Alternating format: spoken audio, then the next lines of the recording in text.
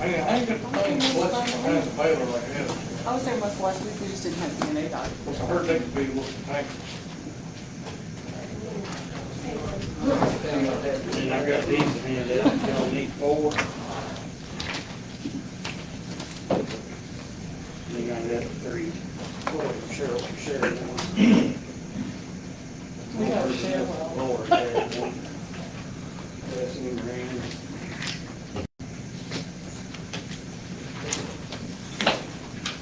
And we got another one here.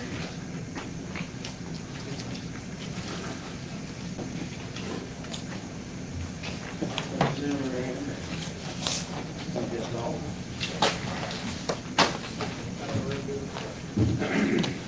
All right, it's 7 o'clock. We'll go ahead and get started tonight, June 16th, 2025. Welcome everyone here tonight. As we always do, we'd like to say the pledge to the flag, and if you choose to pray with us, we'll open the word of prayer. Mike, would you open tonight, please? Lord, thank you so much for the blessings that you've bestowed upon us and continue to give to this county. And Lord, we just ask those that are sick that you be with them and guide all the doctors and bring them back to health. Be your will. And Lord, just go be with us today as we go through the county business, and just help us to have cool heads and understanding with one another, and just help us to look through all the details and make all the decisions that we can with your will in mind, and whatever it may be. In Jesus' name we pray. Amen. Amen. If you would, join me in salute the flag. I pledge allegiance to the flag of the United States of America and to the republic for which it stands, one nation, under God, indivisible, with liberty and justice for all. Thank you all for that. If you would, Madam Clerk, call the roll, please. Squire Stump. Here. Squire Ferris. Here. Squire Elder. Here. Judge Travis. Here. Squire Travis. Here. Squire Cotton. Here. All All right. present. We're all here. Thank you for that. I want to just have a couple of announcements. With the county government is closed this Thursday for June 19th, for Juneteenth, the state holiday, so we follow the state holiday book. So everybody will have a day off. And then also I want to mention that I want to welcome the community, or invite the community, to our animal shelter. We're having a grand opening on June the 27th. The animal shelter is over behind the dollar store out by the high school. June 27th from 5 to 7. Come out for our grand opening, and hopefully we'll have a good turnout. So we want to invite the community to that. Okay, first on our agenda is approval of the minutes. I looked through the minutes. The one question I had, Laura, there was 2 page 36 and 39, I think was the same page. Okay. It was a duplicate of the end of our uniform policy. Okay. But on the land and water, there wasn't any changes. And then we had the court meeting, and then the special call meeting. I didn't see anything to change on it, unless anyone else has any changes. I didn't see any other motion to approve the minutes. All right, is there a second? Second. We have a motion by Zach, second by Will, to approve the minutes of all the meetings that are in our packet. Any discussion? All right, hearing none, all those in favor say aye. Aye. Anyone opposed? Motion passes. All right. And I've got these spaces for you, Laura, but I'll mess them around and dig them out. At this time, Section D, Communications from Citizens. We have a Grant Barnett to speak. Would you like to address us? I'd just like to ask that the court discontinue Edmondson Road per KRS 178.070. It's pretty much a waste of taxpayer money for a road that gets used 6 times a year by one person, doesn't really benefit very many taxpayers. And more or less, it's just an area for people to dump trash, do drugs. I've got all kinds of pictures, people stolen cars, dump them back there, dump sofas, dump probably 6 or 7 different loads of trash. So I think that it doesn't make much sense to be a county road maintained by the taxpayers. Does that landlock anybody back there? Well, per that law and another one dealing with it, so the county has to have a survey done by 2 unbiased people and the county road department manager. They do a survey, determine who it'll affect, and then with their findings, it can be canceled, and if it does get canceled, then the county road reverts to a private easement. So they wouldn't be landlocked, they would still have access. It just would no longer be maintained by taxpayers and wouldn't be accessible for anybody to go back and dump trash. Get private road? Right. Which it should be for one person. That's all. All right, well, thank you. Appreciate you coming in, Grant. Here's these papers for Paul. Sign for minutes.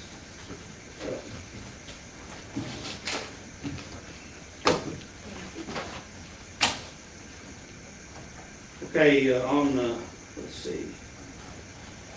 All right, now, the communications from Judge. We had the salt auction today.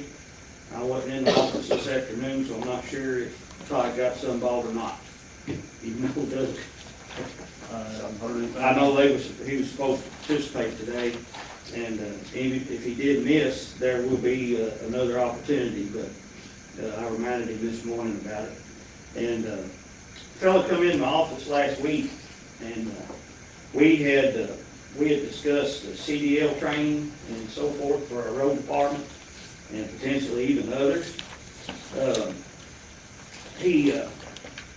I think he was with the Kentuckiana, he wasn't necessarily with Kentuckiana Works, but he was helping a fellow at Kentuckiana Works.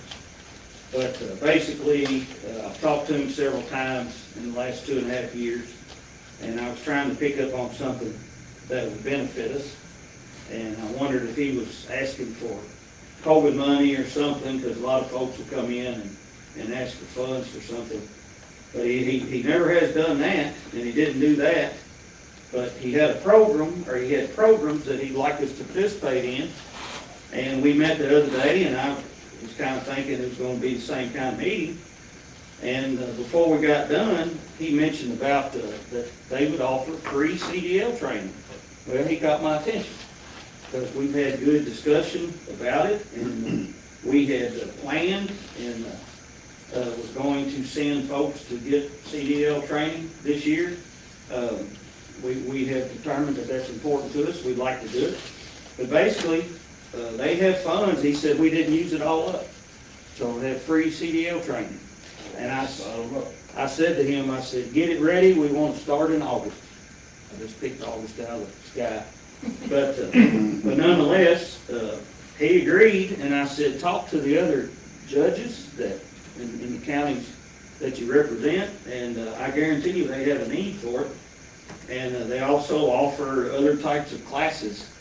Doug and I was talking here a little bit ago about the welders, potentially. But so he's going to get back with me on getting something for CDL folks lined up. And it'll be something that'll be somewhat local. It may be in a particular county. It's kind of the same as the KIPTA counties. Jefferson County and the counties around. But anyhow, he caught my attention, and I thought, well, this is good deal. So I wanted to tell you all that I got that in the works. And then when the good thing is he's paying for it, so we get some of our folks that want to get to do that, and we'll go from there on that. I passed around a jail contract. You all have it, looks like this on the front page. And basically, the Shelby County agreed to do $32 instead of $36. It's kind of good news. So it's good. Uh, So we need a motion to approve this or not? yeah. And I think it'd be best. No, whether or not refunding back what we've been paying, it's just going forward from first of July. Yeah, it's from July 1, but, you know, we approved the Bullitt County one at 32, and I think Nelson County's at 32. And getting ready, Cheryl, we're getting ready to, we'll look in our bills, we've got $51,000 of jail bills this month. And, oh my gosh, but nonetheless, basically, well, it all worked out to where Bullitt County was gonna take our folks at $32, and Shelby County caught wind of it.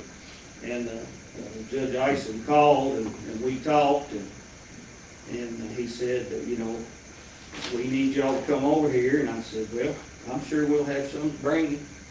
And, but he called back the next day, and they agreed for the $32, so. Well, I'll make a motion that we enter this agreement with the Shelby County Jail for starting the first day of July, so now $32 per prisoner. Second. All right, we have a motion by Zach, seconded by Mike, to approve the contract with Shelby County for $32 per prisoner on jail starting July 1. Any discussion? Yes. I'm half blind, but where's the $32? On the other side, up at the top, well, kind of in the center. The terms and conditions underneath number 1, right there. That's a little bitty. Yeah, it's a little. Thank you. So, all right, any other discussion? All right, all those in favor say aye. Aye. Anyone opposed? Motion passes. Now we'll get on to the agenda on page 79 in your book. We have a request from the Genealogical Society for some signage. We need to do anything with the ordinance you guys do, or is that later on? It's, don't let me forget, please. Okay. I'm trying to remember where I wrote it down or not. We will, yeah, don't let me, I didn't write it down.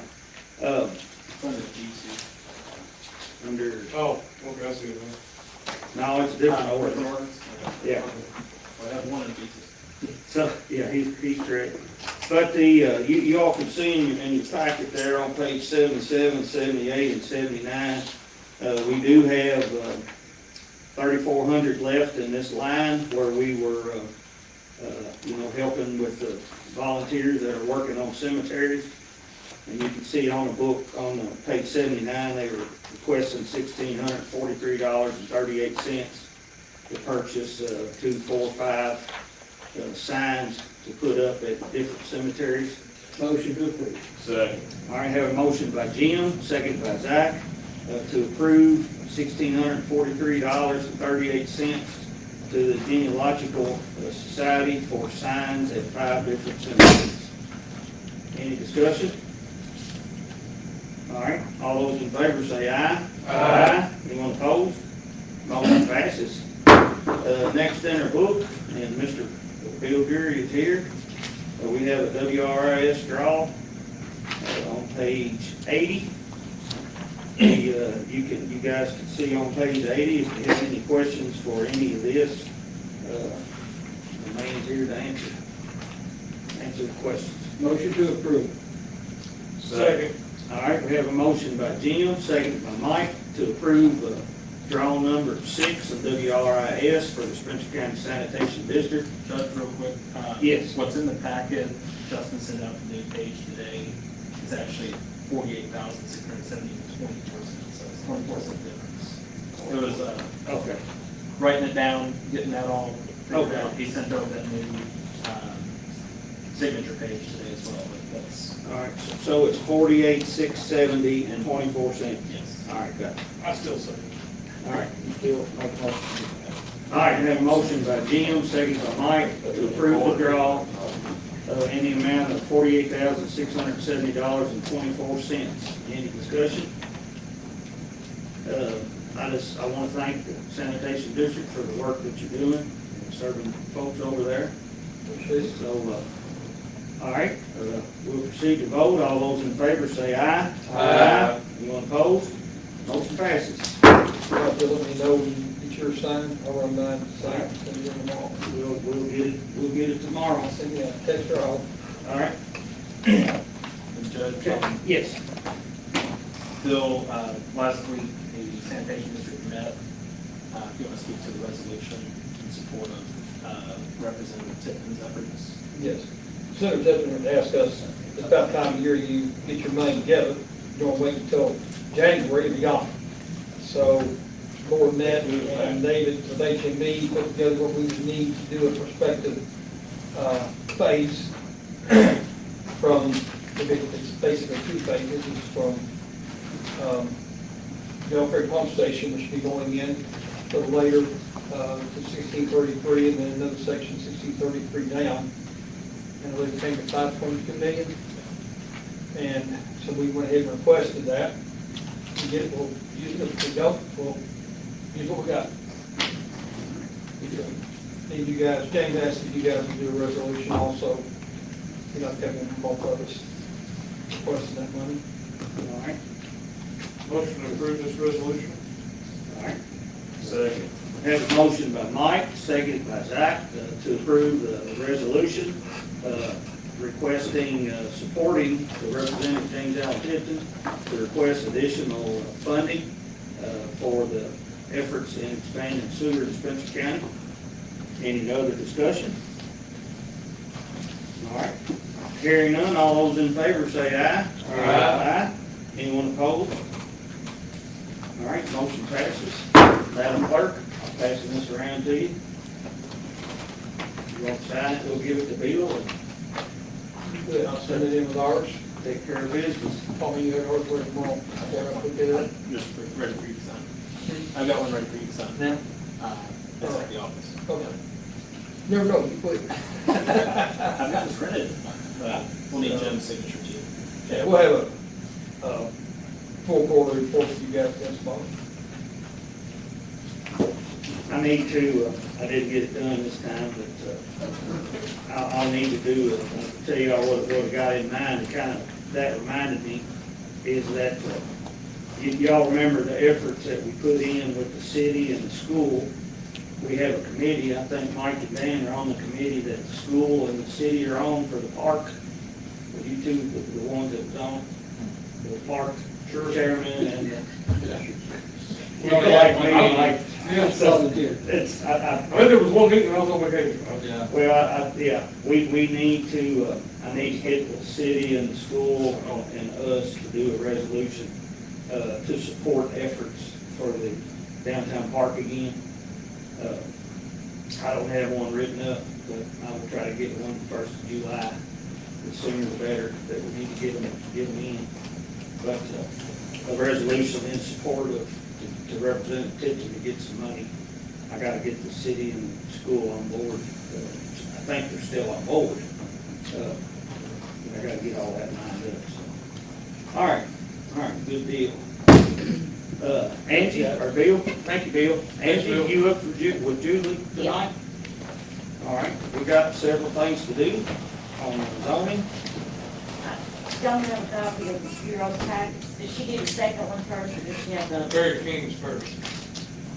Yeah, that's the second, yeah, that's the second reading. Okay, so Barry King's the first one. Yep. All right, we have, the application of with Barry King requesting R1 residential to Ag 2 agricultural on .998 acres, and Ag 1 agricultural to Ag 2 agricultural 7.08 plus or minus acres, that's located at 857 Woodland Drive, Hills Drive.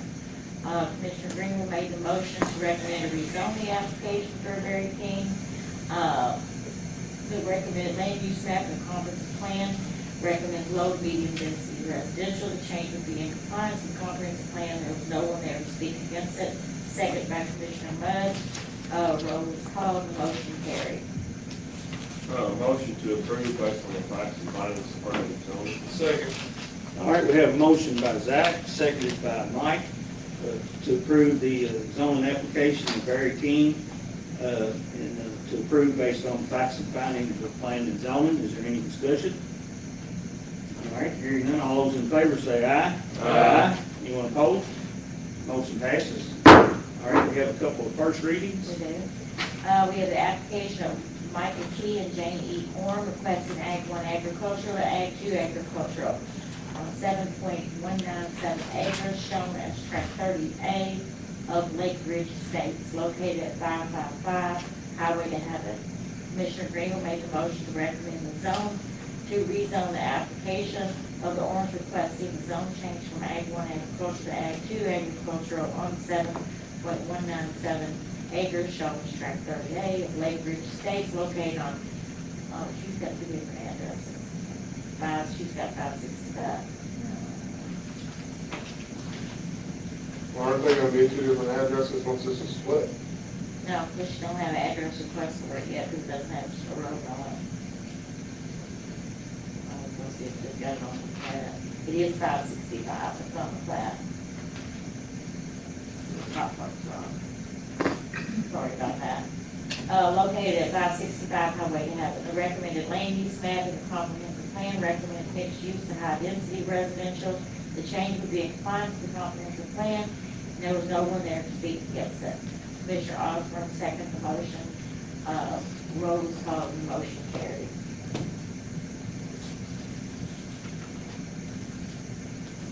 I was wondering about the 3-to-1 deal thing. Does it apply to some tracks and others it doesn't? Some, yeah. Okay. A little bit, yeah. So it doesn't apply to, Not to my knowledge, no. to Ag 1, No. to Ag 2? Okay. I was just curious. I know it is in residential. Oh, yeah. That might be a subdivision regulation. Yeah. Yeah, not on Ag. Yeah, that's usually the only time we have issues with that is on subdivision. Okay. All right. Y'all, does the court have any other questions on that first reading? We're not voting on it tonight. So, all right. Have another? Yes, we do. We have the application of Floyd B. and Janet Insco Estate and Lori Cozer requesting Ag 1 agricultural to R1 residential on 1 acre shown as tract 1 and located at 2285 Goose Creek Road. Commissioner Osborne made a motion to recommend to rezone the application of the Insco Estate and Lori Cozer requesting the zone change from Ag 1 agricultural to R1 residential on 1 acre. Shown as tract 1A located at 2285 Goose Creek Road. The recommended land use map of the comprehensive plan recommends low density residential. Change would be in compliance with the comprehensive plan, and there was no one there to speak against it. With the condition of having an easement put on the plat. Yeah, it's on here now, correct? It's on there, but they listed it as, let me see how they worded it. It's, Access easement. they called it the 20-foot access easement created this plat. Yes, I've seen that. So they requested that they have Jamie change. Change that. Yeah, it's something that's been there forever, they've used it forever, so it's kind of an existing, so before Julia signs off on it, that's in the motion for her to, when the plat comes through, that change has been made. And then it was seconded by Commissioner Wheatley, roll was called and motion carried. All right, we'll have a second reading at the next meeting. I had a question, Angie, about the minutes of your meeting where it talked about your fees. Y'all Okay. approved the fee schedule. We did. I didn't see the fee schedule anywhere. To my knowledge, it doesn't have to go to you all, but Okay, I'll have Julie email you once you get it. okay, and I mean, maybe. We were way behind some of the And counties. that's okay, but if you can, email it to all of us, just so Okay. we'll see it. Yeah, we'll do it tomorrow. Yeah, that's fine, but that's like that, but that way we can discuss it Sure. with you guys if you have Basically, questions. they changed it to, what was it? It's changed to 3.1%. What was it? What it says here? Well, approximately, but some of the fees went, like we worked, it's 13 cents a square foot of the building permit, it's up to 16. Some of the fees went from Just added about 3%. 200 to 500, it was a big change compared to 3 other, I think it was Shelby, Henry, and maybe Bullitt we did some comparison to. So now the inspection fees and stuff, that's all steep part, none of that is still the same, but we changed a lot of, almost all of our fee schedules. Okay. But yeah, Do you know when the last time that had happened? when you changed the fees? Right, it's been a while. I believe it's 2019. 2019? Probably roundabout there, yeah. Okay. All right, well, I was curious about that. We haven't had anybody complain yet. All right, well. That's a good thing. Give it time. Yeah. Oh, yeah, I know, we haven't seen enough people yet. Here it goes. I want to, before we move on, I want to, since the Grant is still here, just open up with discussions that we may have about closing roads. While folks, Corey and Cheryl can weigh in on KRS 178. Grant he come in and he and I had a conversation the other day in the office about closing roads. And it's, you know, on that particular road, I know there's two different landowners that use the road. And I'm not sure when the road became a county road, but it's currently a county road. So does anyone have any discussion or is there any action or so forth that anybody would like to? When I came into office, I took the judge around and I showed him that I wanted to close the road, and it wouldn't bother me to close it. But when I looked into it with legal at the time, you know, they explained to me that we could do the surveys through the link Grant explained, that if we have one person who's against it, we have to keep it. Basically, if they want to keep the road, we have to keep the road. Is that not the interpretation still, or we got something else? Upon present, so if you appoint the viewers with the road department, if you know, they'll present the report and any evidence, and then the court may discontinue.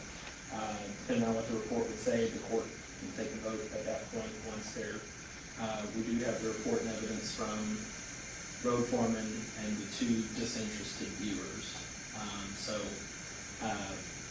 There's not really a definition of a disinterested viewer, but I think that's practice. Nobody that lives on the road, nobody that has family, or, you know, business ties, close acquaintance with people that live on the road. That way you've got, you know, as close to a disinterested party as possible. So it can be done, but, you know, have to wait to see what the evidence and report says from the road foreman. And I think what you're referring to is the fact that one person can then file in circuit court to challenge it. The aggrieved party can challenge it, but, you know, it just depends on what your report says and the basis for doing it. So do we need to, I think we should move forward. give the okay to the road department to do this, or? Yeah, whatever. I'm in agreement whatever with it. I'm in agreement. It should be closed long time ago. I appreciate it. Right. You know, just like say back in my first term, they done 85 triaxle loads of gravel on that road in a FEMA thing. I don't know how many, 850 tons or something. It's ungodly. And, you know, and then the next rain, it washed it all off. It's the exact same situation. And plus I got pictures after pictures of There's no gravel. dump stolen vehicles, dump trash. We have trouble finding funding to maintain roads of 30, 40, 50, 7,500 people live on, you know. Well, they're gonna dump cars and trash back there, whether it's county road or private road, but Well, at least we ain't got to pay them, or, you know, rock on ice road, get back there and dump it. for sure. Yeah. You want to make a motion for the road department? What we did this time was we took it very minimal, very, very minimal. In fact, when we got back there and was cleaning the ditch out, there was some pretty good rock, pretty good gravel in the ditch. And I told them, I said, just use this gravel and put it right on the road. Which we took some stuff down there, but then when we found that in the ditch, used it in the ditch to get it in shape, but, Well, it's gonna be take minimal to none. well, you know, so basically Corey and Cheryl, the scenario would be if the road foreman and two disinterested folks came back and said that the road would be best closed, then we could take action or not take action to take their recommendation and close the road. Right, but in order to get to that point, you have to do a notice and advertisement, have to locate those two disinterested viewers, people that are willing, probably need to consult with whoever you're gonna appoint. I mean, you may have two people in mind, but. Yeah, so, I think going ahead, because part of 178.050 is, notice requirements required by chapter 424 of KRS, similar to what we deal with in with notice requirements on other things here at fiscal court. So I think if you want to initiate action today, I think a motion that would include any necessary funding for notice and advertisements, get that ball rolling today, and then come to have the judge present 2 names for approval at the next meeting. That way they can get together with the road foreman, review the facts and circumstances, come up with their report and evidence, and then from there, have the court make a decision.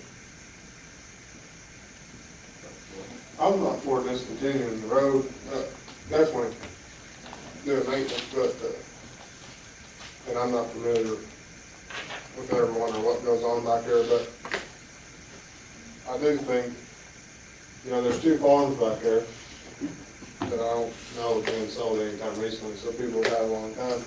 If I lived back there and bought it thinking that was a county road, and there is a creek there that you could build a bridge off of to go to another farm, I think it needs to be considered, the landowners that do own property off of it.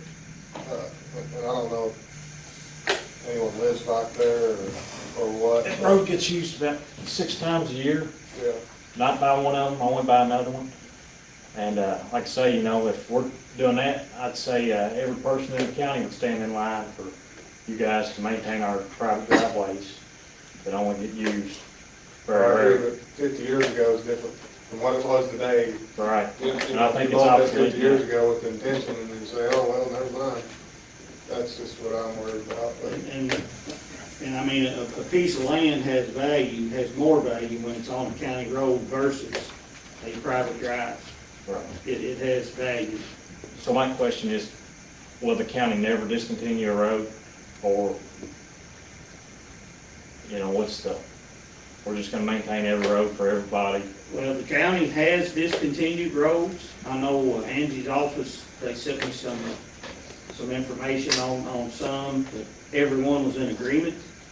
No one was opposed to it, Right. so it was pretty easy Most to of do. them, most of is them. this, you gotta contact the landowners on that road, is that stated in there too? No, you just have to post it 3 within. notices within 1 mile of the road. Yeah. Conspicuous. So, I mean, generally, you would just But to post me, it at the road, I would feel like. I think that would be one of them. to me, I think you're speaking out of bias. I'm speaking out of bias. I think that's why the law's written the way it is, that you have 2 disinterested people and the county road department do a survey and determine if it's of use for the county. I agree 100%. I hate to spend money down there, but you gotta look at it, from my perspective, I've gotta look at both sides. Well, I think there's enough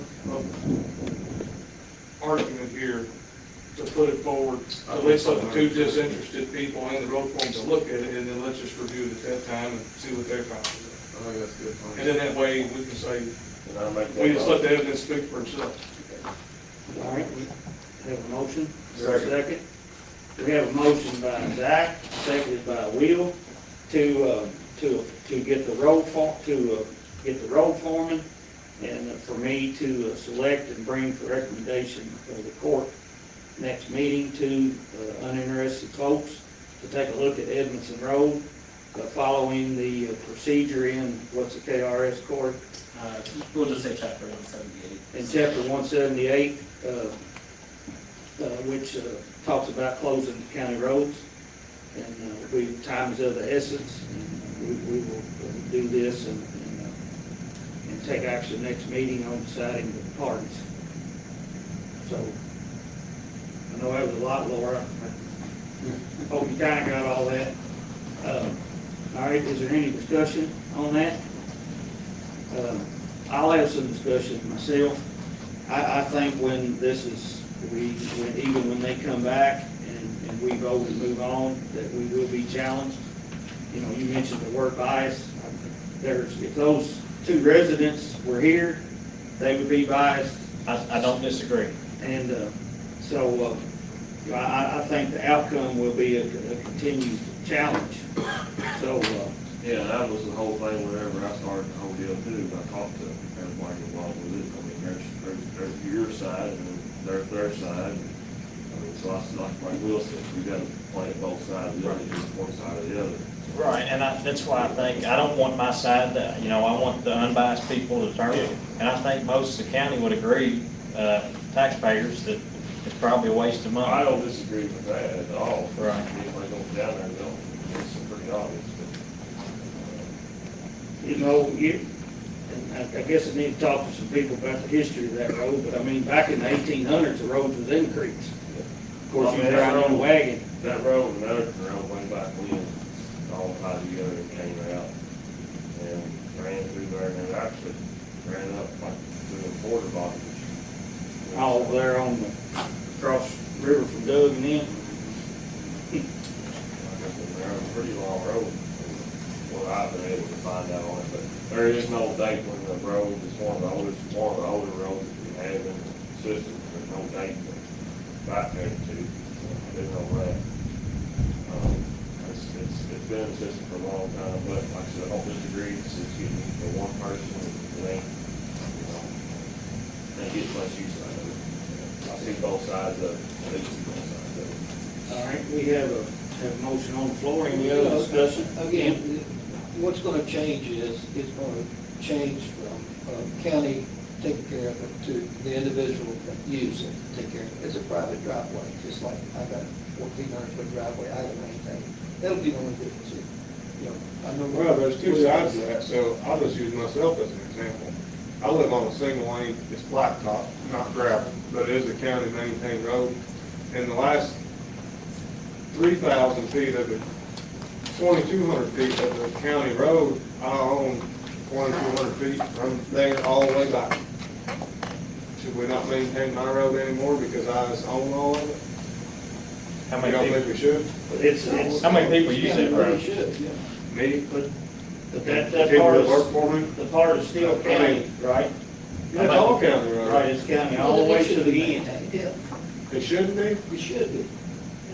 Well, that's what I'm saying, that, and I'm in the greens with you, I hate to think we spend any money down there. Yeah, Just trying to think, if I lived back there, or just say it was a blacktop road, you know, my road, the last 2,200 feet, it dead ends, that's what I'm Right. saying. Blacktop dead ends into my farm. right. And in this county, there's a lot of roads like that. Don't get me wrong, if that driveway, if that county road went to my property, I'd probably be kicking and screaming too. Because I wouldn't want to maintain it because it's a nightmare. That's how much money the county's been spending on it. But like I say, everybody in the county, if we can get our private driveways turned into county roads and maintained for us, I don't want a freeload, I don't want the county to pay for my private road. I'll maintain it myself, and I feel like this should be maintained on their own. All right. Judge, I'm gonna call for you. All right, questions been called for, we now proceed to vote. All those in favor, everybody know what we're voting on? All right, all those in favor say aye. Aye. Anyone opposed? Aye. So motion passes by majority votes, votes.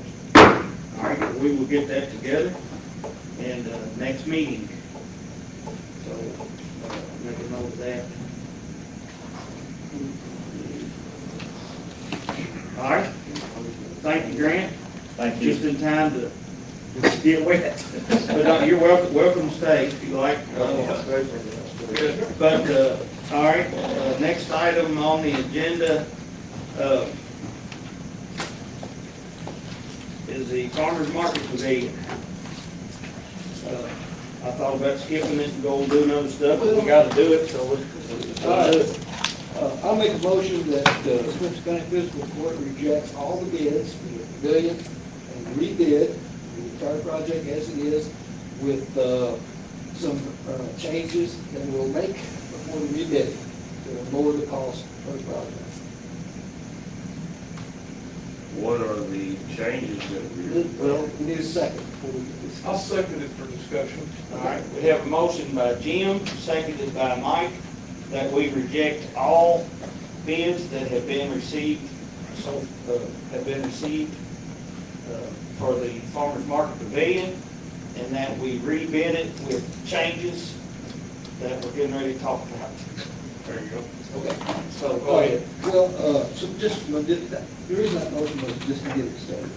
But I got some information from the two bidders on the building. It's in, I think everybody's in agreement that the front building, the one that's finished out, will have to have a sprinkler system, okay, as it is. I did get a quote from one sprinkler company, one of the bids, got a quote of $55,000 to install that sprinkler system in that building. So, that was $55,000. Also, we talked about, That's the front building. not the front building. The back building with the roof on it does not have to be sprinkled.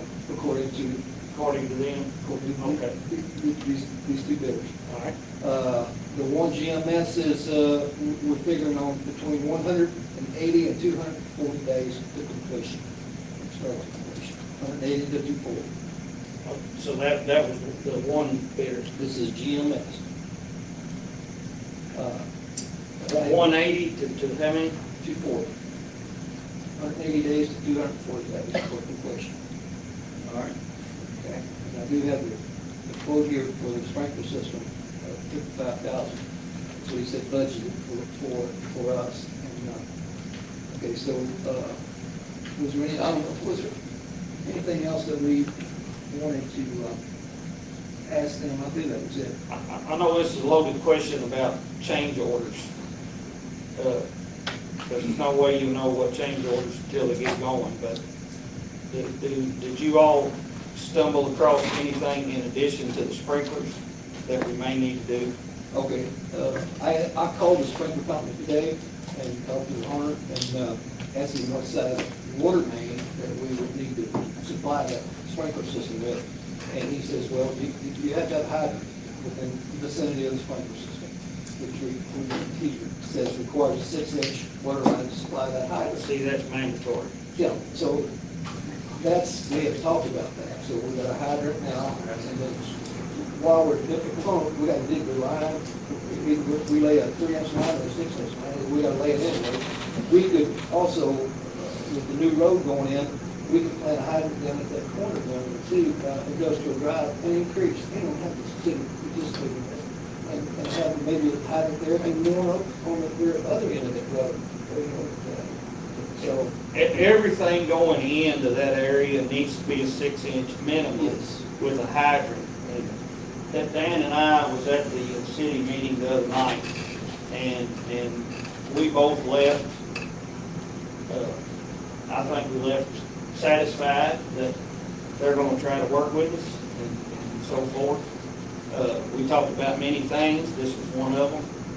I think they're gonna be on board with this, so we'll see. They didn't commit, but well, this is me, in this rebidding, I've talked to several people, involved in this, is that what we're doing here, we're making them sharpen their pencils, okay? As far as I'm concerned, we're not gonna cut anything out of the project, because the project is good. We don't need to cut anything to save money. We need for them to save the money on their end, not on ours. So it's gonna take us a month to do that. I can get the new bid packages together this week and have them, they can pick them up by Friday. And do the same thing we did before, advertise whatever we gotta do, and then let them come back with their proposals. And there's some wording in there that was confusing on the size of the first building, 150 to 125. Correct that, and get everything in there after we discuss what we want to change. Anybody can change anything, so we'll discuss that and then come back with another bid package and let them do it again. We'll pay the $55,000 for the sprinkler system and a lot more in savings. I'd almost guarantee. I was gonna say that we had discussed doing away with the stove and the deep, or anything that would create a fire hazard would require you to have a sprinkler system. And so that would eliminate not just the cost of the appliances, which I believe that we still need the coolers and refrigerators, but I don't think we need the kitchen appliances, the cooking appliances, which would eliminate the need for a sprinkler system. Maybe not, okay, because also in discussion with these people, they're saying that It's not just the kitchen, Your it's passive, occupancy is what gets you. and it's according to how that capacity, whether it's assigned as 294, which is under, or it's 305, which is over, which would require a sprinkler system. So it's really, these bidders are gonna have to put that on paper that, hey, this occupancy is gonna be 300 or less, which requires no sprinkler, you know, if it's 300 or more. But the kitchen and the occupancy thing, it could. But they figure the occupancy on the square footage, Square footage. and the square footage will probably guarantee that you gotta have sprinklers. Yeah, and that's one of the things we can talk about. If we need to reduce the square footage down of the building to get it to where, But do they set that occupancy rate on square footage of the actual, well, the state's doing this, I don't get it. it's, I mean, so they shouldn't include the kitchen, they shouldn't include the restrooms, they shouldn't include, offices, it should just be But you gotta think, the community space. you're gonna have people in the kitchens, you got an event going on, you're serving food, so you're people, and there's gonna people using it. I think it's about 20 square foot. Yeah, all you figure is Yeah, the total square footage of the building. And the square footage on that building will be well over 300, Yes. for sure. well, we don't know, that's the thing, we didn't know if we needed sprinklers last meeting, you know, now we're saying we are. So, we don't know that for a fact, they need to pin this down. So the occupancy rate is what it is, and we can build 10,000 square feet to satisfy the occupancy instead of 12,000 if it goes over. So that's what we can do here. We can make these changes, but I think the entire project is a good project. We're right there, you know, we could pass this thing tonight, that's just approving the contract, and it'd be done. And we got the money, and it's, you know, we've been working on this for 2.5 years, this court, and me, longer than that. So, you know. Why do you think we need to bid it for a month? I'm not Why saying. not bid it for a couple weeks? Or, Okay, that's fine, just rebid it, and then, but I'll have to go through bid packages again and redo them to somewhat, and. but it should be very minimal. I mean, very It will minimal. be, there's some wording, and, you know, add the sprinkler system, add this and that, and get that, which won't take any time. You know, I'll have it ready by Friday, and we can advertise it. The better question before we even vote to do that, we very well, probably will save money. You ask people to rebid it, they're gonna try to shave some off to get the job. So they were at 2.8 something. So, say they shave 100,000 off. Is that a number that's in your head somewhat? A lot more than that. All right, they're not gonna shave $500,000. Well, but, I'm just saying. that- And you're at 55,000 There more. was one Well, bid, what's your magic number? 250,000. Okay. I That's don't think that's realistic, but we'll use it, so. That's not including the sprinkler system, you know, so it's So you 200,000. say 200,000, It's so 200,000. I think the better conversation to have right from the get-go is, you're gonna spend 2.6 million to build it, which I think is underestimated there. I hope you're right. But Well, I'm not sure we I'm won't, on we board won't to know do that that. until we rebid it and get the bids back, and once we get these new Well, you will, bids it's back. 2.8 million right now, they're not gonna shave off $1 million. Well, we don't know that until we do it. I mean, it's as simple as that. Well, you do know that. The I know that. the I'll take a 200 is wager at it. realistic number. Until you see it on paper, you know. I mean, you cut 5,000 square foot off the building, and you won't save some Oh, money. well, we ain't gonna take that much off. That's half. But it'll definitely be over 300 capacity because of the size.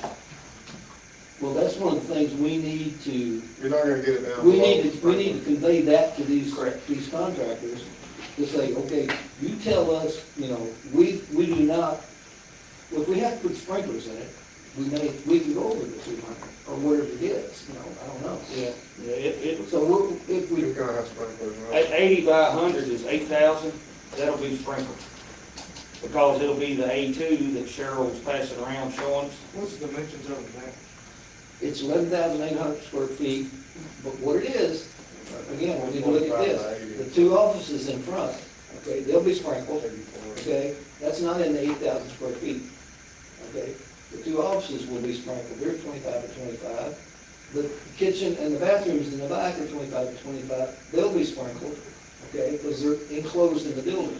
That makes 11,000, but the area in between the offices in front, okay, will be, big as this room, will be under roof, a metal roof, an entryway, concrete floor, office over here, somewhere in the back. But the main building though is 80 by 100. So when they figure, when these contractors figure this building, the roof is over the overhang in front and back, which makes it 1180. But the shell of the building is 80 by 100?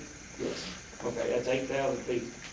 But the roof extends, the continuous roof over the bathrooms and the kitchen. and You're right, but you still got 8,000 feet. Space inside. They call it fire area. They call it fire area. Well, again, you got people in the kitchen working, which is not in that 8,000 square feet, you know? The whole building has to be sprinkled, whatever's on the roof. That's no doubt, but we're talking about, you know, the capacity, you know? But for sure, rebidding it, we won't have a surprise on the fire sprinkler. No. I mean, you know, if it costs us another month, okay, the bottom's wet now, you know, we're gonna get more rain, this, that. You know, if they start in July or August, probably the perfect time to do it. 180 days is 6 months. You know, maybe they Yeah, get but I ain't by told you to water start that. time and, so. You didn't think them guys were just sitting around not doing nothing? Oh, I know. I am right now. So with this rain, They're not. But anyway, So what, are y'all satisfied that we'll rebid it, we'll re-advertise it, we'll put it on Land Imaging again, we'll put it in the newspaper? And when is our second meeting in July? What date is that, do y'all know? The 7th and then be the 21st? So we need to open bids like the Friday before? So it'd be July the, whatever it is. I got well, you know, we don't have to give them as much time to get their bid, we get them a month, we get them a month. Yeah, we don't need to This do time we'll give them it. a week, because all they're doing is tweaking the bid they got. Well, basically, of course, they get all of next week, and then they'll get basically 2 or 3 weeks in July. I mean, their job is easy. So if y'all are okay, the second meeting in July, be a night meeting, we'll open the bids just like we did last time. Y'all good with What do you that? have to And say, in Mike? between- I want to hear what you got to say.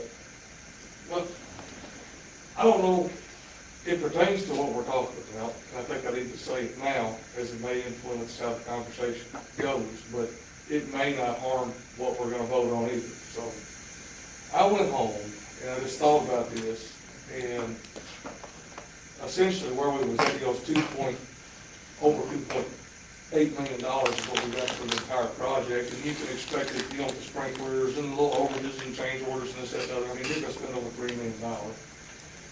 And I just got to thinking about it, I thought, man, you gonna spend over, you know, we're gonna borrow some money and this, that, and the other, Mr. Stupper. You wanna spend over $3 million, and at the end of the day, you just got a real nice building. And I know it's gonna generate some revenue, but I think the revenue that it's gonna generate is gonna be a drop in the bucket, minuscule, as far as what the cost of the overall project would be. Now, I'm not saying that this building is not needed, but is the entirety of the project needed? And I was thinking about, and I'm just throwing this out, and y'all can tell me what you think, just for discussion. What if you just cut it down to just the front building, got the price down a little bit on it, and let's just say instead of spending 3.3, 3.4 million, did you get it down to 1.7, and then you take the second half of the property and you just put your big splash park right there. And then you got a building, and then you got something else to bring people into the community. It's not just a building for some people that want to have meetings, but the same property can be utilized for kids and other things. And then you spend $4 million instead of 3.5, but you got 2 things that encompasses a whole lot grander group of people. But I just thought before we move any further, that's a thought I had. I'm down. I mean, I'd say we need the building, but I thought, what if we just did the front part? And then we just kind of did like a multi-use on the property that'll encompass more of a larger demographic of people that could come there in the middle of town. Just thought. It was just a thought. I wanted out for Okay, discussion. now, if we eliminate the rear building, okay, $638,000 is what the cost of that building was, to put it up, do the whole thing, okay? Now, if we try to do something like that later, that building's almost a cost. Well, I don't We're want to doing do this that later. project together. I want to do the splash park at the The same thing time. about it is, we've got ample room with both buildings there. You put a splash park back there. We ain't got ample amount of money, Yeah, though. well, it's, Well, I mean, That's the problem. I want to do That's all. something now while we got the money to do both things. And then we The can, front building bid Well- at 2.2 million. I did some, there was a company at the conference that's all they did. They did playgrounds, they did splash parks, and stuff like that. They said that you could put a splash park in, now this doesn't include your water, it's just the concrete pad and the fixtures, Y'all listen. for around $50,000. Yeah, I heard that too, I So- don't think it's right. $30,000 to $50,000 is what they said. A 12 one, or, I mean, they ain't talking about size, I mean, like How that. big is a typical splash park? No, they're totally different. They're like I mean, one at as Broadway big as and this Lawrenceburg room? are two, way different. Yeah. I mean, I've seen them, but No, we need I've more seen bigger than kids this. play on them, but. well, again, I don't think it's prudent for us to start talking about a third project, the animal shelter, this one, before we even break dirt on this. well, I'm trying to make this part of the first project. Yeah, we're not talking about third party, we're talking about cutting a building down, taking the 2.7 million that we had. I agree that it's a one-time opportunity we're gonna get to this county, and if we don't do something with it, it's just gonna get pissed away. That's just the honest truth of it. I don't disagree with that, but I don't see putting $3 million into just a building sitting out there. Because what's the difference between that building versus the other wedding venues that are around here? Well, the thing is, What's the if difference in it? that's not gonna be a wedding venue, people gonna rent that. It's not gonna be a wedding venue, but it's the same thing. You can go to Scott's, or where you go to whoever, you go out to Driscoll's and. You can't charge wedding prices for that. Yeah, but you go out there to Driscoll's, you can have an event out there. You can have a concert out there. You can have whatever you want to out there. I'm just saying- Maybe a little bit of a smaller setting, but it's the same thing everywhere. I mean, I'm that's just saying, not if you rent that 20 times a year for $500 a piece, that's only 10 grand. And that's drop the bucket considering what's in the building, which that's fine. I still think the community needs something. I want to eat the front door. And if you. But just want to do something different on the back. I think I think we ought to just move ahead with front building, and then we can figure out what we're going to do after that. All right, Because we got a motion on the floor. talked about this thing for 2 years now, 2.5 years. Special needs or whatever. Well, I just thought this might affect the motion that's on the floor, because you might just, if we determine that we want to just do the front building, you might just revisit the front. Well, we can discuss that as, till, you know. Jim, can we rebid it, the entire, just bid it two ways, the entire project or the front building only? Well, we did it three ways to begin with. Well, the third way was I mean, you know, not the best. we can do however you want to do I it. don't think anybody's in favor of the entire thing rebuilding, so. But anyway, Yeah, no. I would suggest, and I would look for that we go ahead and rebid the project as it is now, and let us get those numbers back. You know, you say 3 million, you say 3 million, you know, you're throwing that number out there. Well, I know they built the one in Mount Washington, I got the man Well, on I'm the not throwing it out. It doesn't really hurt. I did say the same, bid it 2 different ways. We're throwing out. I mean, they're gonna, You're adding to it. That's different. You're adding the regular system to it. Yeah, $200,000 difference, you know, so, you know, you don't know what it's gonna cost until we get those bids back. And then whatever, cost overruns we've got, surely we'll get them down to a minimum by then. Well, I know that you could do the splash park for $500,000. Yeah. That's because they spent $215,000, give or take a little bit, on the one in Mount Washington. It's real nice. My wife takes kids up there, and it's always back in summer. But they already had the parking lot and all that, they just had to. And the only reason why I know about that is because they brought me in to do some of the drainage stuff after they got done putting it in.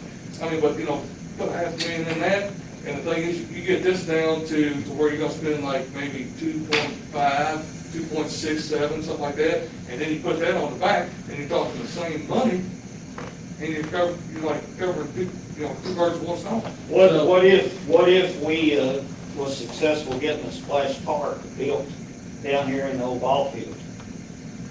And pickleball and walking paths? I don't disagree with that either, but here's the thing here too, I want you all to understand too, is we're building this to try to draw people in to the community, right? We're building this because we're anticipating the growth that's gonna happen with other 20 acres out there, right?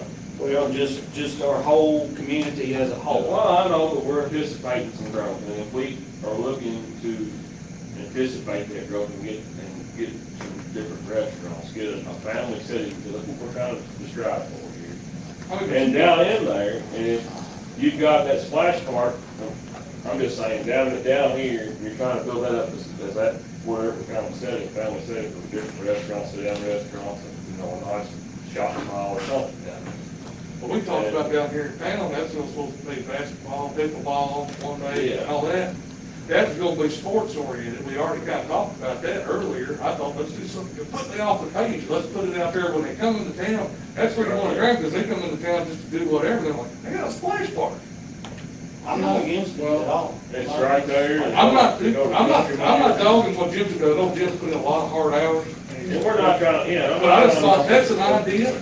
Well, the motion on the floor now is to Rebid it. And I don't think this negates Rebid it. it. do that. I don't think this negates the motion on the floor at all. Yeah. Well, all right, let's, point of order, let's vote on it. Well, just to be clear real quick, you don't want to change the motion, you want to rebid it, a project as a whole. I want to bid, my motion was to bid the project as it is right now. So you're gonna do, And make some, The same three ways. adjustment, no, No, he wants to do it the whole project, one bid. Both bill like what we got. So, for the sake of, maybe getting something done, I say we bid it two different ways. Well, I move to amend the motion. I approved it, I moved to, he said point of order. Okay. I moved to amend the motion by adding the words that we bid it, for the front building, and then we bid the entire project. Second. All right, have a motion by myself, seconded by Will, that we add, amendment, that we add language to the motion to rebid it. Add the language that says we bid the first building individually and the entire project. All right, any other discussion? I would agree with that because we've already done that. Yeah, I mean, it's, And we've got bids on both of them. But you was gonna try to whittle them down. I'm trying to save money. No, I'm with you. So we're trying to. Yes, we'll bid those two things, try to whittle them I down. agree. I'll second this motion. all right, I got a second. So any other discussion? All right, we'll vote on the amendment. Everybody know what to vote for? All those in favor say aye. Aye. Anyone opposed? Motion, the amendment passes. Now we have the motion as amended, which says we will reject all bids and rebid the project for the pavilion, and that we will bid the entire project as one, and then we'll also rebid the front building only. That's the motion that's on the floor right now. The motion as amended. Any questions? We'll proceed to vote. All those in favor say aye. Aye. Anyone opposed? Motion passes. Thank you. All right. Good deal. Jim, thank you for your hard work. We'll Crack his whip continue, on them, Jim. we'll continue on. All right, next we have, under old business, number 2, special purpose vehicles, page 94 to 97. This is a second reading. And I'll entertain a motion to approve the second reading of the specialized purpose vehicles. Second. All right, we have a motion by Zach, seconded by Will, to approve the second reading of the specialized purpose vehicle ordinance. Second reading and adoption. Any discussion? Yeah, so it's my understanding from the conversations we had there that none of this can go into effect until the Department of Transportation decides what the rules are going to be, because they have not set their guidelines yet. I think they've set them, but it can't go into effect earlier than June 27th. Does that sound right, Cord? I think so, based on.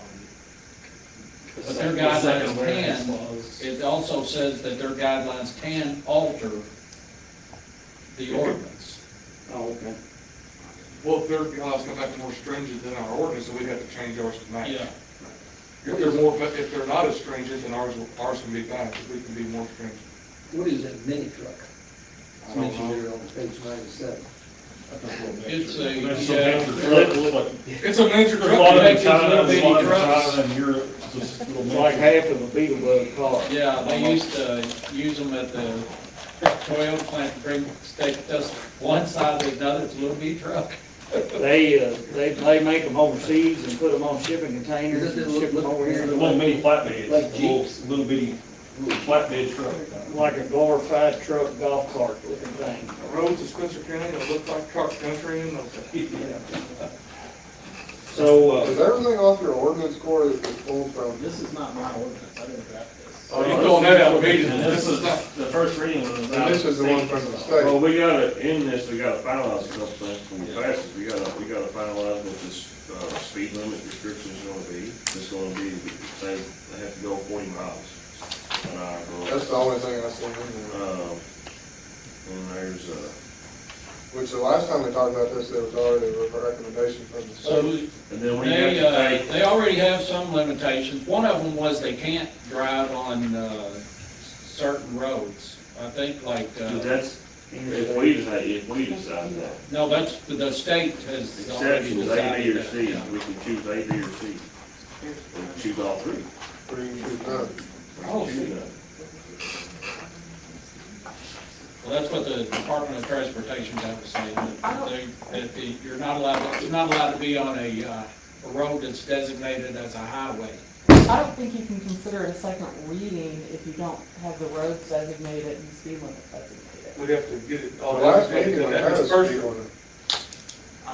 There is they've already determined that the vehicles have to go at But least the first reading, just 25 like any miles other per ones, hour. when we do the first reading, we have to just read it and pass it out. When we do the second reading, we're finalizing this, and we're finalizing our speed limits, our miles per hour, and all that stuff like we would do if we were finalizing the zoning regulation or a zoning ordinance or any other ordinance, correct?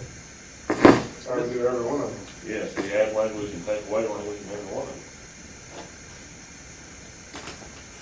Yeah, but well, this has no language. You define nothing. I know what you're saying. Like I said, the state has already defined some things. Like, Correct. they said the vehicle has to go at least 25 miles an hour, it has to be licensed, has to have insurance, has to have certain safety devices, just like a regular vehicle. Which is what we had before us last Yeah. time. It's just like this right here, so like the designated highways section for section 2, you know, option 1, option 2, option 3. We have to choose those options, these are the options they're giving us. Are you sure about that? No, you don't have to choose that. I don't think so. If we're gonna pass this ordinance, we do, that's the option we get. This is not even an ordinance either. Yeah. And what's the number on it? It's not like any of the other ordinances that we have. So one of them's where you choose the road, and one of them is where you choose the speed. Who wrote this? It's down from the state. This came from the state. Yes. This is the state's. So it's, yeah, it said not earlier than June 27th, and I think that gives the highway department, that's giving the highway department more time to, As I recall, Come out this with came their from guidelines. KCO. Figure it out. Option 2 is you list specific streets that go to specific mile per hour, and option 3. I would say we wait until the state decides, rather than say, okay, this is what we're gonna do, and then have to come back and say, no, we can't do that. Well, we could always just take theirs and then see if we just want to change it or adopt it as I is. mean, we opted in to do this, right? We did We that. opted in to do So, this, yeah. you know, I mean, do we have to do anything with this tonight? We just wait until the state comes through with their, The way it was described as opt-in and opt-out, so let's say we opt in, but Boulder County opts out. So you cannot drive across the county line with one of Correct. these vehicles. At the last meeting, you all opted in. yeah, We opted in.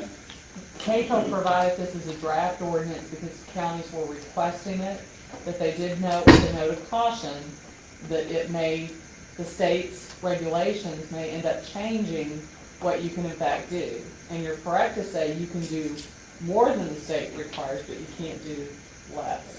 I move to table this until the state renders their official ordinance from the state. Well, I'll second that. well, Is there a motion and second? of course, table would be a There's already a motion, second, and fourth. Yeah, but this is a privilege, to lay on the table, I think is a privilege motion. It is. So you would say this, you take this motion and its amendments, if it had any, lay on the table. The part that is out of order is you can't lay on the table till a specific date. You just lay on the table. Well, we're gonna lay it on table. So, all right, we got a motion and a second, to lay this on the table.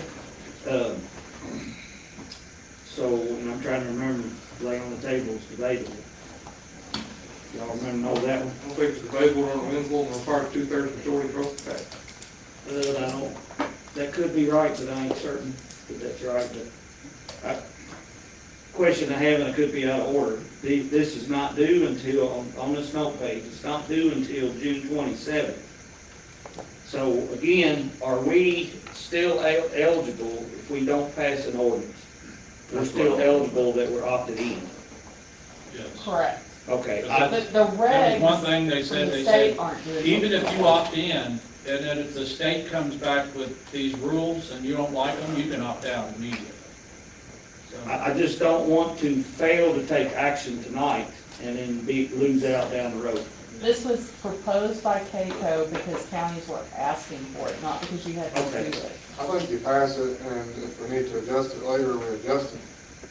I don't know what's so hard about that, we've done all off of we don't really have, there's nothing really defined in here.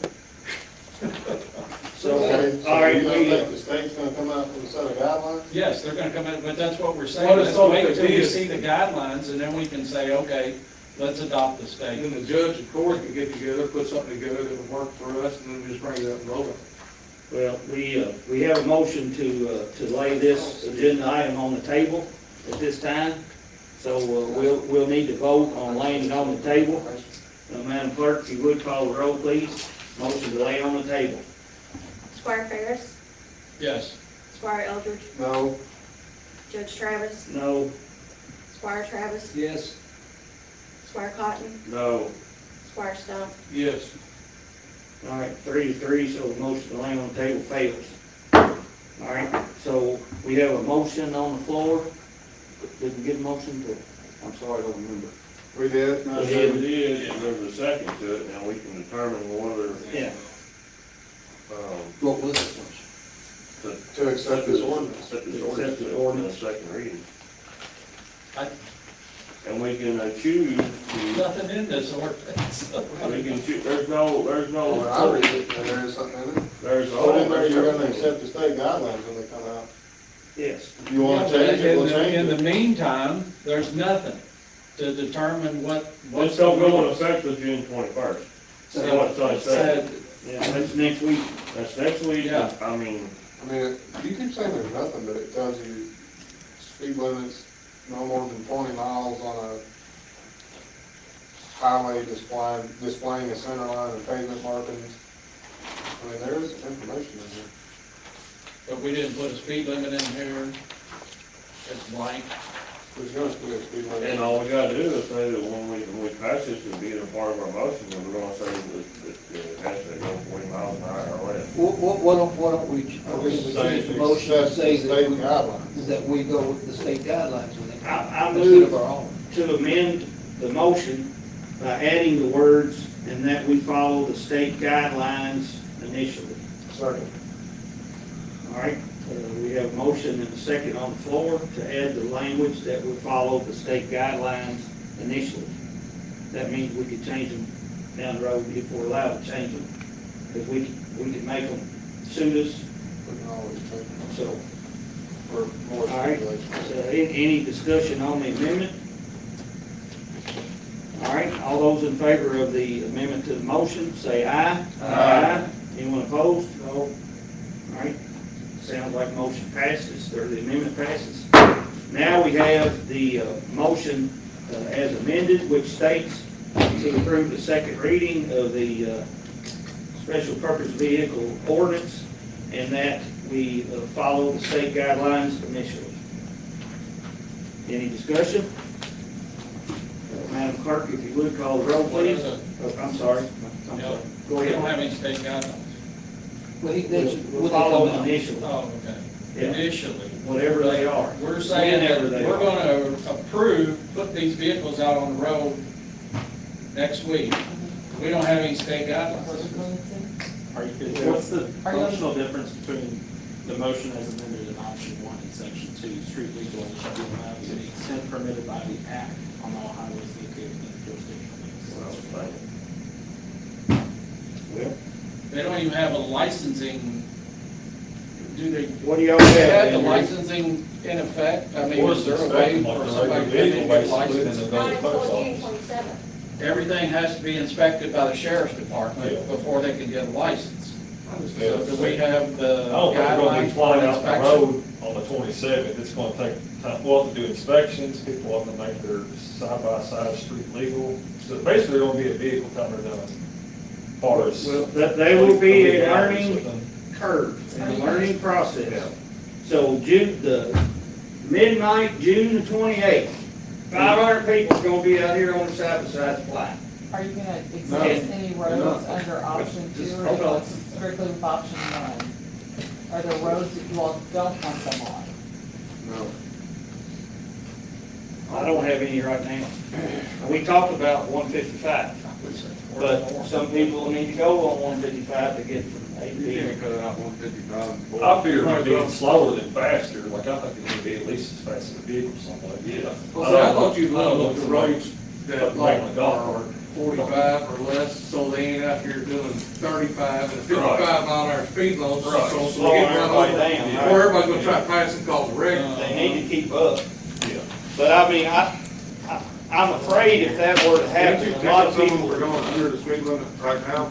were out on the road, you guys would probably pull them over, and they'll say, well, y'all passed that law, and they'll say, yes, we did, but you have to have a license plate, you have to have insurance. We see that you don't have it, we may issue you a warning right now, but you need to go get it. You know, there'll be a lot of education I get what you're talking about, but if for a it's while. at 40, it's minimum. And someone says it goes 35, they're probably still in the crowd. Yeah, but you Because the people take it. you set a minimum speed limit, you have to have it posted just like a maximum speed limit.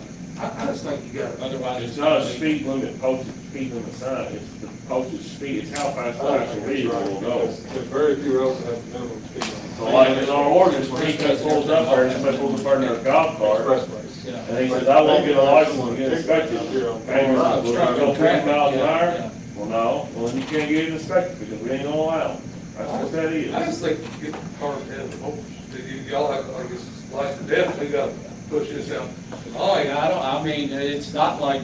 I'd just like I to just see don't what the see state the urgency. regulations People are. are and driving compare that around to- anyway, but it's a minimum. I mean, 10 or 12 of them go fly by my house every day anyways, it ain't stopping nobody. I call a question. All right, question's been called for, we'll proceed to vote on the motion as amended. Madam Clerk, if you would call the roll, please. Everybody know what they're voting on? Repeat it, please. All right, the motion as amended, which will state that we will have a second reading and adoption of our specialized purpose vehicle ordinance, and that it will follow the state guidelines initially. Is that option 1? It's the state guidelines, whatever the state comes up with. Option 1, correct? Whatever the state, Section 2, option 1 on page 95. yes. Yeah, because option 2 is from CAECO. All of this is from KCO. Option 2 is you all exempting certain roads. I don't think we need to pick an option. We're saying that when the state of Kentucky comes up with something, You've got 3 options in here, you do have to pick an option because it can't be all, or 4. It can't be all 4. That's what I was trying to tell you. You have to pick an option. I don't think we That's gotta get the what case. option to pick. It sounds like the motion was for option 1, and you're saying follow the state guidelines. Is that correct, Scott? Yes, I mean, I think everyone's intent was that we would follow the state guidelines, and that's why we put the word Option initially. 1 is street We legal could change special it. purpose vehicles shall be allowed to the extent permitted by the act on all highways that are located within the jurisdictional limits of Spencer County. Right, so it'll be to the extent permitted by the act. By the act, which is what the state would be passing down. Right, all right, so that's what we'll be voting, that's what we're voting on now, so yes, I guess it is Option one. option 1. All right, any other questions been called for, Madam Clerk? Now, Squire Eldridge, yes, Judge Travis, yes, Squire Travis. Yes, Squire Cotton, Yes. Squire Stump, No, Councilmember Ferris. No. All right, the ordinance passes 4-2. And that, on an ordinance, 4 votes are required, so the motion passes. All right, now we'll move on to designated flex funds. We passed that around early on. I know we discussed some roads and Lakeview Drive and Oaks Lane. I had Todd go measure them out, and I passed them out to y'all. And I never had knew Coulter Road existed, but that's the end of Oaks Lane, I guess. And I looked it up in the book, and yeah, it's a road, so, and I've been to the end of it. But nonetheless, these are a couple roads that we talked about, and I know some other roads were mentioned. I think these are very, very bad roads that we need to. I know I use mentioned the a flex. couple. Is that gonna be under the budgeted, or is that gonna It'll be? just be the flex only. We can still do budgeted roads.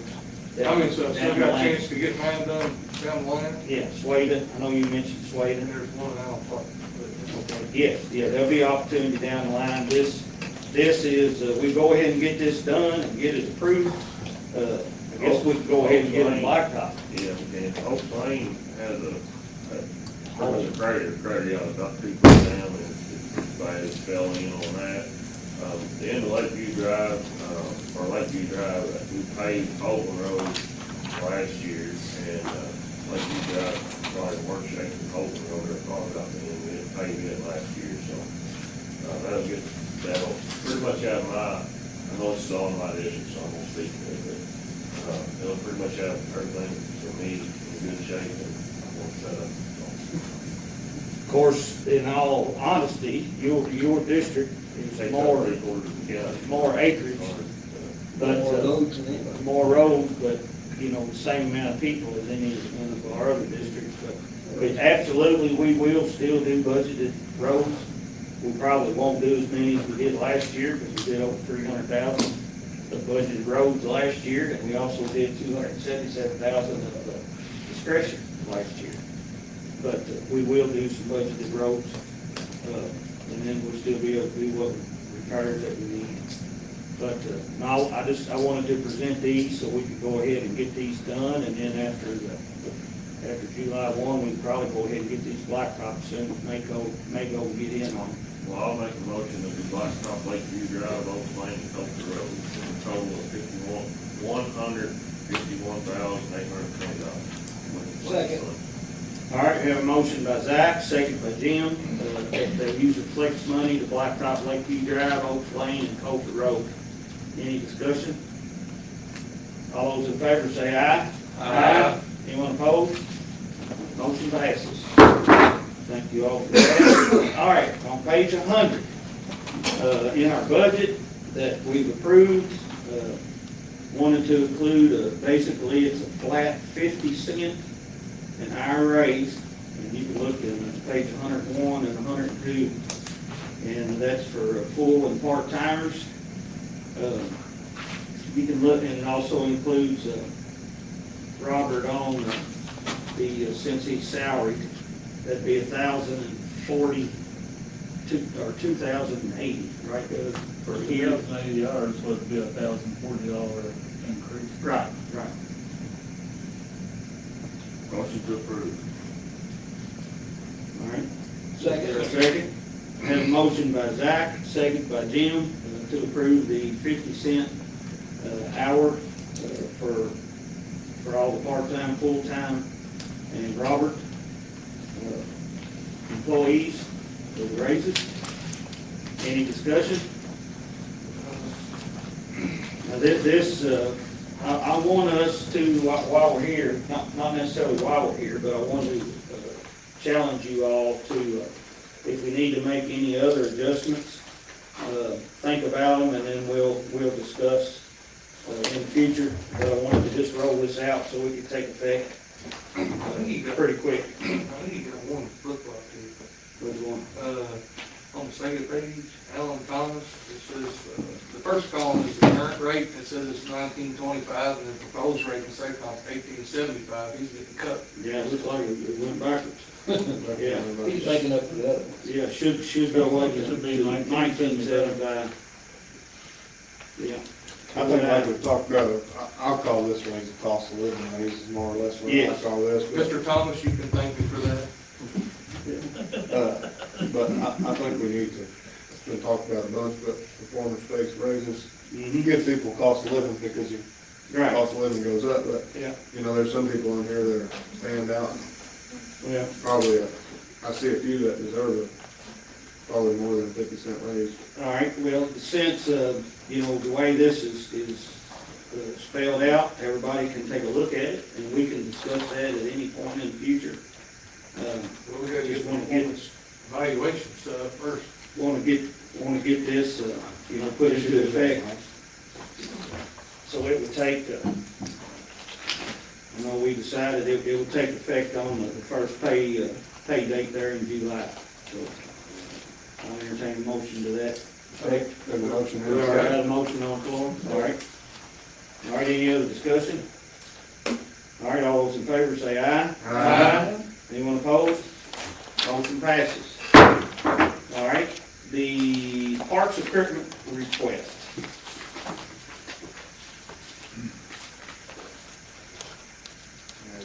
Talking to Brian, and I haven't looked at all these others myself. I am. He and I both looked at this Kubota, and I know that's a lot. The snowplow is quite expensive.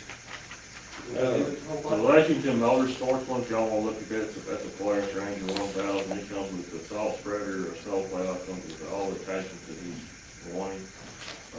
And it'd be my recommendation. Plus your self-discipline will be boosted. Five. It'd be the 18193. Yes, I looked through these quotes. So, All right. I know there was talk about a track down the line. He's decided that he needs this more, so we're Well, I was not. gonna say, I think it would come to the junction where it needs to pick one. Yeah, that's it. That's, Okay, all right. we done had that talk. Okay, that's fine. Let me ask about the Ranger. Now, does this Ranger have some sort of cab or aftermarket Yeah, cab? it's got a cab, it comes with a windshield, a glass windshield, front snow plow, a salt spreader, and I believe a sprayer. And it's four-wheel drive? It's four-wheel drive, yeah. And then does it have a heater in the cab? It's not a full cab, it's not a full cab. Diesel? No, it's gas. Now, in the wintertime, can we seal it up Yes, and you probably can buy- add some kind of? We can buy like a cab kit if we want to, with some doors and stuff, you know, pretty cheap. All right, but it doesn't have doors right now? No. Okay. But they're not cheap, and you know, they make like North Star editions here that you might get the same price, not the same price, but you keep adding stuff together. Well, I talked to Now, Brian, keep adding. so like, when they're pushing the snow, so they come down here, basically, they're pushing this out, they're pushing the sidewalks out, with a skid steer and a tractor, and even on a bad snow, it takes 2 hours. And I told Brian, I said, do you really need to spend $30,000 for a cab heating there for 2 hours? I say no. Well, do you really need to spend $20,000 when we got that equipment in it to Well, he push needs, snow on? he needs, We don't, he needs, We got Bobcat at the road department? they just threw all that other in on a deal on pretty much, and that's pretty much the cost of that. But I think the majority of this is gonna be used for other purposes other than snow. It's for parts, yeah. oh, yeah, yeah. I mean, it's to go around, spray weeds and pick up crap. I mean, they got a gator now, but it's a piece of crap. Right. We're putting a bunch of money into it. Well, the Gator is gonna lay down and they'll be without. So you can pick up another one for $3,000 or not? Do what? So you can pick up a new one, another one for $3,000. Just like it? Well, maybe you can. Yeah, no, yeah. Gonna make it street legal? I was gonna say, we can make it I mean, really, you might wanna think about that. I mean, we can't, that's gonna save us on buying our vehicle, buying a truck. But it doesn't have snowplow. Or it's gonna just. Yeah. I'm just saying that the snow plow for this here, they're junk. Well, we're If not you get a buying little to push bitty the powder- park, we're not buying to push the parking lot, we're buying to push the sidewalk off, they're quicker about it. They're not out here down here with this Brian or whoever down here and killing themselves off that sidewalk, that's what I'm figuring, that's what the whole idea behind it is. It's not to come out here and push this parking lot off. Well, I tell them to use shovel. Yeah, I watched them do Well, you that sound last like year, that. it's, I've in seen the them big big snow. I suggested that we get, snow blowers to clean the sidewalks. I mean, they, We've had 2 years of snow, 8 years prior to that. We ain't well, that's had what I'm hardly saying, no snow. but they don't cost Of course, I got that a, much money. when we had that storm, the first one in January, I bought my wife a $100 leaf blower. Fancy. Look at it like this. I brought it up here, and I barely got me a good They pass. could take this and they could go build. Oh, no, I'm not talking about They a could leaf, go blower. build. I'm talking No, about. I got Tons of gravel. I got a bad dog leaf blower with the wall, with a great big thick battery I in it. just on purpose, we don't know. But Save money and stuff. I couldn't do any good because it had that ice in it. Yeah. But, Yeah, I did that too. I blew my car off and stuff, but then wherever it had been crushed out. But a snow blower, got the blades, it'll suck it up and blow it That's pretty off. much the cost of that machine without the stuff. well, you talked to Brian about this one. Al's next to you. You talked to Brian about this one and he liked it okay? Oh, yeah. I mean, I agree that they need some kind of like a gator or something up there. Well, there's a price for a gator right there too. You see it? Well, like I No, say, no, that- I'm not saying we should buy a gator because they're too expensive, but The I'm snow saying that blowing thing, you know, is only Lexington gonna be, Motorsports, you know, used every now and then. It's gonna be used year round for everything. yeah, Transporting people or during parade. yeah, it's not, we're not buying it just to clean the snow So off. we got a motion on the table to, No. motion yet? I'll make a motion that we buy from United Motorsports at Lexington, $18,193.96 Are we looking at that for this year or next year? for next year's Next year's budget. Second, All right, we have a motion by myself, seconded by Dan to buy from Lexington Motorsports, $18,193.96 after July 1. For Parks Department. How much does all that snowplow crap take off of it? It don't take much, like, what's in there, I think it's like a couple grand or something. I mean, it'll take some off, but it'll take, The spreader's $800. Why does that say spreader ATV, but it says no bin? What does that mean? says what? It says no bin. B-I-N. We don't see that. Page 107. 107 has all the Oh, I see. extras, Yeah. $2,990.21, which they have sales tax there, but the whole price has the tax wiped out, so. Now, Zach, is it 18,193 plus 29,990.21? That includes all that? Well, you don't, your 2,000, I guess under parts it says $2,820 on page 106. Yeah.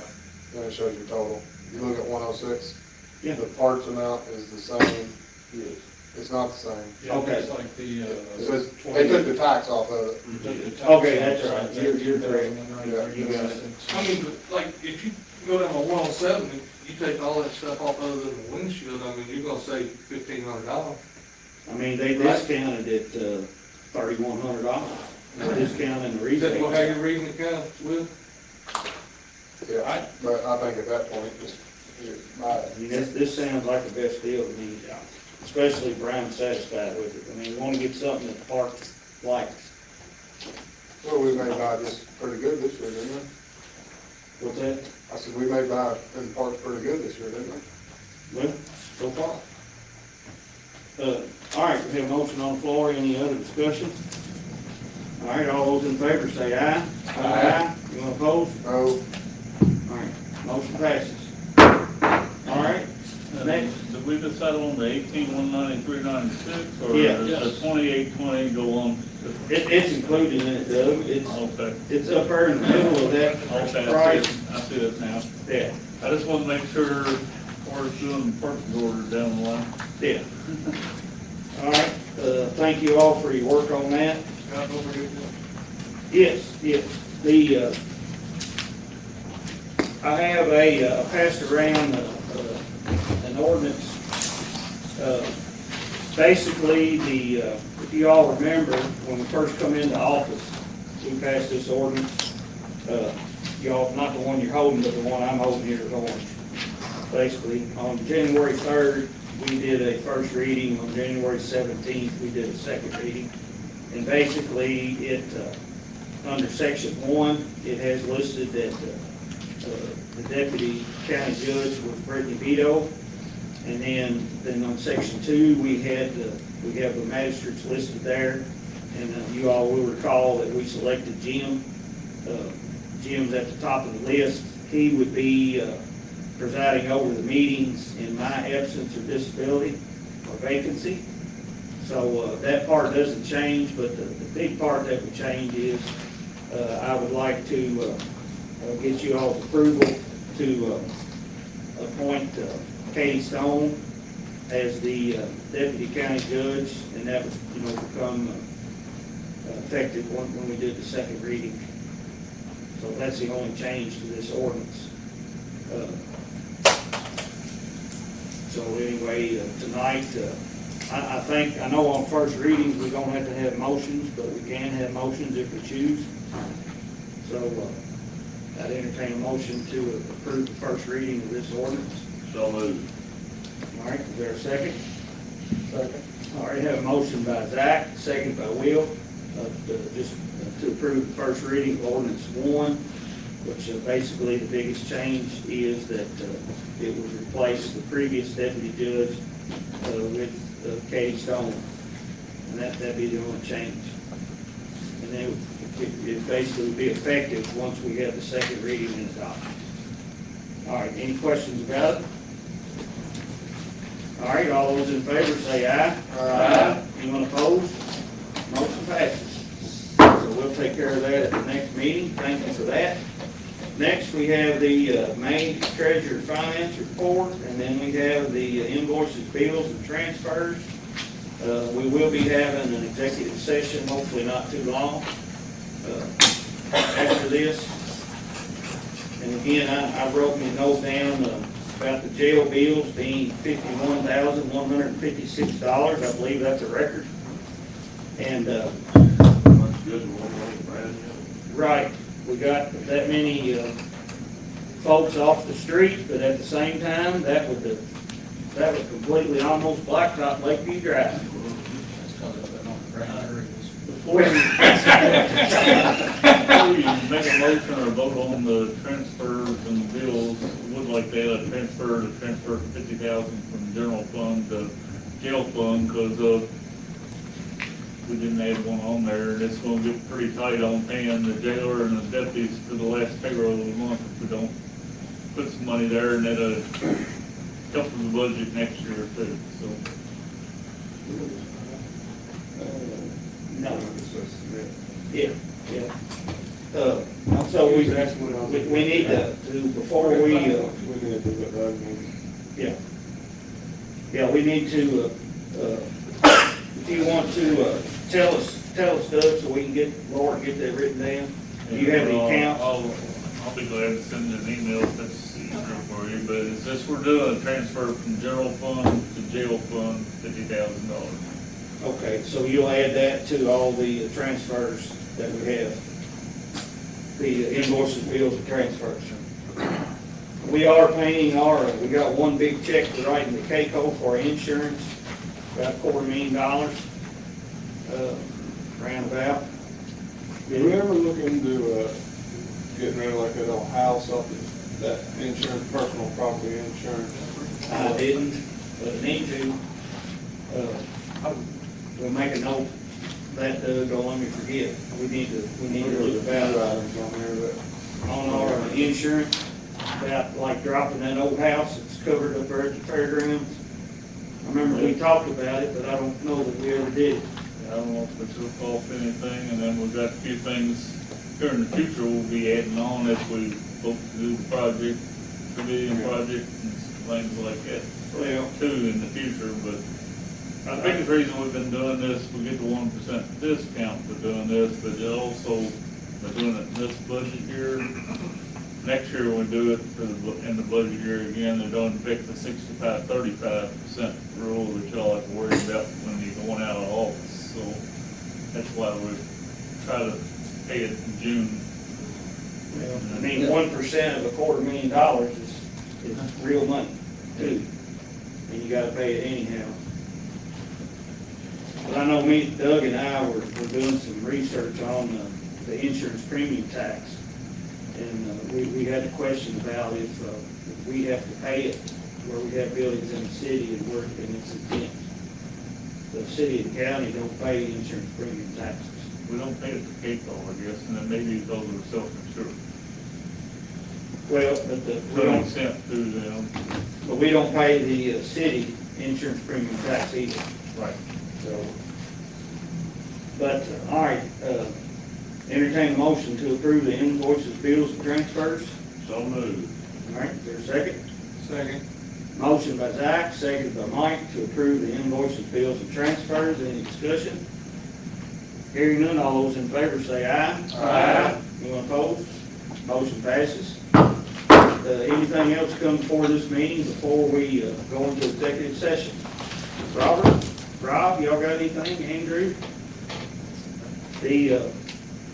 There was some discussion on the 911, and Andrew made a post giving an explanation to it. So basically, if That was a statewide thing too. What's this? statewide, Yeah, the email I sent you is what I got from KSP on that.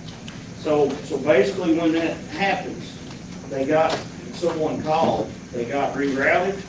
Well, what happens is if 911 goes down at post 4, or post 12. Till 12. Post 12. Those calls get routed to Shelby County Dispatch. Okay. But last night, early this morning, those calls couldn't be routed to Shelby County Dispatch because Post 5 had already started routing their calls there. And Shelby County only had one dispatcher on it. So then they try to route it to Louisville Metro, which that doesn't work, and they try to route it to Nelson County. And during that time period, the county missed out on 2 calls, 911 calls. So The post kind of made it look like we got the call, but we didn't respond, but we just didn't get the call. The call just didn't go to dispatch, so we didn't get dispatched to it. There's really nothing on our end we can do. What was they saying the reason for the problem was? They couldn't, they just said it was a statewide 911 outage. Did it go to That- the that's PSAP in AT&T. Richmond? That's an AT&T. It was an AT&T issue. With AT&T, the PSAP is in Richmond, so if it doesn't go to the 911 center that it should go to, it should route to Richmond typically. Well, we had, And they will then ask, where's your emergency, and route it back out to the 911 center that it goes to. not quite how it works. That's Why didn't they just pick up the exactly how phone? it works. That's how it's supposed to work. Yeah. That's how it's supposed to work. It sounds like it didn't work that way last night. Well, the calls were supposed to be routed automatically from our center. They had it set up that if our 911 goes down for going to post 12, the automatic fallback is Shelby County. But post 5 went down also. Theirs went to Shelby County. They couldn't handle the call volume of post 12 and post 5. So then they tried getting AT&T to route those to Louisville. Louisville, of course, is Louisville. So then they were getting them routed to Nelson County, and Nelson County was getting everything set up, and then about that time, everything came back on. How long did that last? Probably 2 hours. See, that, to me, that's very alarming. You know, someone out of the country could make that happen, and we would be vulnerable. The problem is, normally when this has happened probably several times in the last 8 months. They call, they give me a call. and- That's what I'm saying, why didn't they just pick up the phone and call? We're talking about 2 911 calls. Yeah. We didn't know about it, we saw it on Facebook. We didn't know. That's the problem. We- I know, I mean, We had no. was both of them law enforcement calls? No, it's one EMS and law enforcement. But they got both your number and they got your number. They do. And I've been asking them, look, if you had 2 calls, it's 2 phone calls. And I forwarded the email that the conversations I'm having with KSP Yeah. over that, and we're working through that. Right, There will be a procedure in place. right, I do, I think that's acceptable. Right. I mean, I know there's a lot of non-emergency stuff that goes on, you know, this, that, and other. If somebody calls 911, you gotta pick up the But phone. for the public, we're working on it. We understand there was an issue, and Yeah. we're working. Well, no, I'm not saying you're not working on it, that was about 2 cents. We're working on it. Yeah, well, and that's good, but you know, at the same time, AT&T, or we need a procedure to, you know, do better to make sure this. Well, sure AT&T you're- does have a procedure. The PSAP is in Richmond, and when the PSAP gets the They're all call, biased to AT&T. it then, well, I've represented them since 2002. Well, I was just saying, that regardless I of, just know where the PSAP is. regardless of this domino, trip set domino, trip set domino, worst case scenario, we just go back to common sense, just pick up phone and say, hey, y'all need to go somewhere. I mean, it ain't rocket science. Well, So I guess dispatch didn't get the call either. That's the problem. Like, when somebody called here last night, nobody got the call because everything was down. Yeah.